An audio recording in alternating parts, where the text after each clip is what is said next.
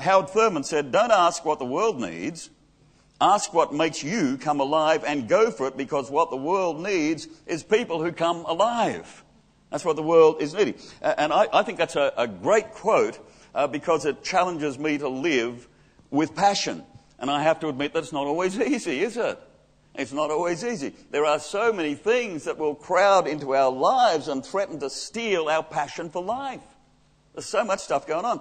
My temperament, folks, is to naturally gravitate towards an overcrowded schedule. I do it all the time. Last week was one of those. And if you really want to squeeze the passion out of someone, get on other people's boards and go to their board meetings and chair their boards and stuff. I did 3 during the week. That'll squeeze the passion out of you. That'll thump the passion out of you. That'll bash the passion out of you. So I just naturally gravitated towards this overcrowded schedule. And I don't want you to raise your hand this morning if you're thinking about your coming week and if it's already overcrowded, just thinking about it. Anyone here like that? Some of you are just too tired to raise your hands, right? Thinking about it. It's just so overcrowded. So that's why we're doing this series, to address these kind of issues. It's called 1 Month to Live. And so if you really live your life as though you only had 1 month to live, I think that you would reorganize your life and rediscover your passion. Rediscover your passion. Make the most of it. So this 1 Month to Live campaign, I believe, will help you create what I call margin in your crowded life. And when we don't have that margin, we are robbed of living passionately. And margin is a very key thing. And if you haven't heard of this term margin, I'm going to just get it into your spirit this morning. So everyone say with me, margin. Let's do it again. Margin. Thank you. Margin. Margin. Now, I've read Dr. Richard Swenson's material. He's written a book and it's called just Margin, and he's done seminars and conferences on margin. I've got his CDs and all this stuff. And he says margin is the difference between your load and your limit. And if your load is bigger than your limit, you have no margin.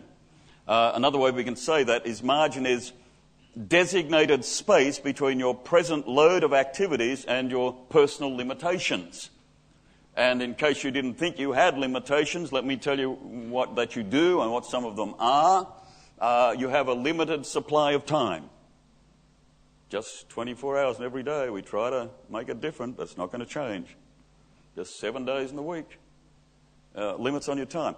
Limits on your supply of energy. And in fact, if you overload yourself, it's going to be even more limited. Limits on your gifts and abilities. Even the most gifted have limits on those. So you need to allow space for the unplanned. Because see, you don't plan to get a flat tire when you're going somewhere. You need to allow space for that. You don't.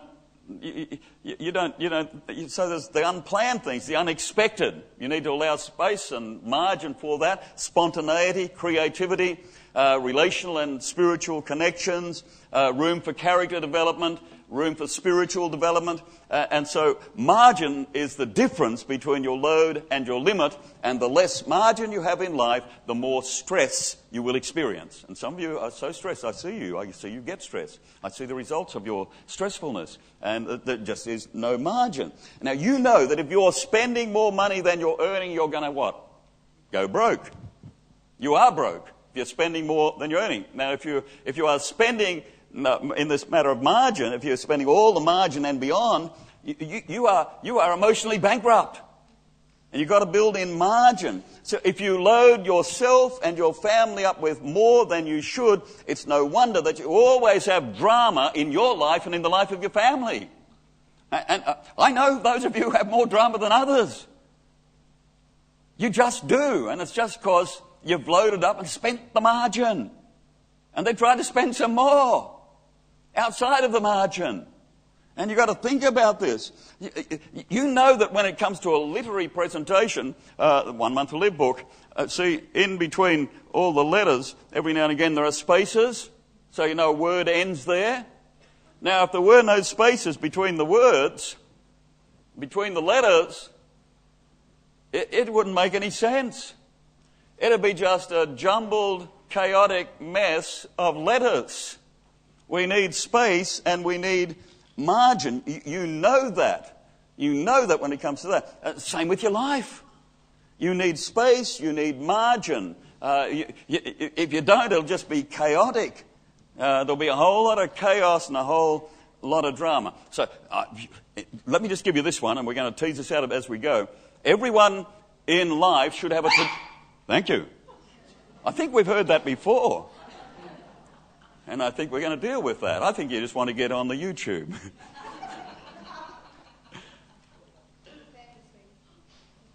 I think everyone should have a to-do list. Because if you don't know what you're going to do this week. And then you should cross off some things that you're never going to do on that to-do list. And I think you should have a not-to-do list. I have a not-to-do list. There are some things I will not do. You want me to do them, I'm not going to do them. I have this not-to-do list. So lack of margin leaves you in a place where you get cranky when things don't go your way, and sometimes they will not go your way because your life and your mind is too crowded. A crowded life will stuff up your life and your plans and give you grief. Here's another crowded life, another crowd. Luke 5:18-20. Some men came carrying a paralytic on a mat and tried to take him into the house to lay him before Jesus.